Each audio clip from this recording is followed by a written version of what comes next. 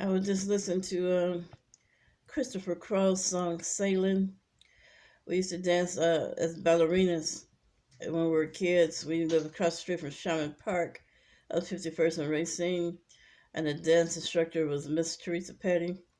Well, today Miss Petty should be in her 70s, but last I saw her, uh, she could pass for 26. You know, she's got a secret. She just don't age.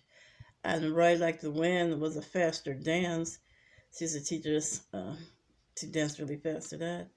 But when I first heard Christopher Cross' voice as a young kid, he was unique. You never heard a voice like his before. He had a loud, is the word profound? Gotta check with Webster later. Just a different voice, mesmerizing voice. There were two men in the past that sang, and your voice would just capture the moment. You was like, you had to listen to him, and you had to listen to him again, and you find yourself dazed just listening to the music. And I get started on Mr. Manilow. Yeah, see, when I was a youngin', he came out with I write the songs that make the whole world sing, but he came out saying, "I've been alive forever." You're like, wow. Think like a kid, think like a kid. Wow, he's been alive forever.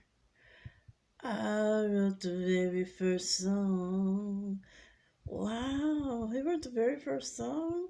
You know how when you're in grammar school, they teach you the history, the accomplishments, the inventions. I, I took him seriously. Wow, this is the first guy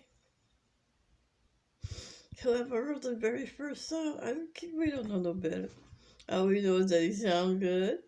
They had this term in the world when E.F. Hutton talked, people listen.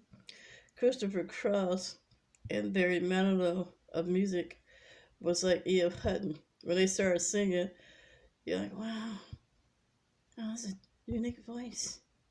One of a kind here. You just had to sit down and listen. But we enjoyed it. I enjoyed it back then and enjoyed it now. Yeah, I know the Bible said we are to press toward the mark of the higher calling of God, press forward, and I look back.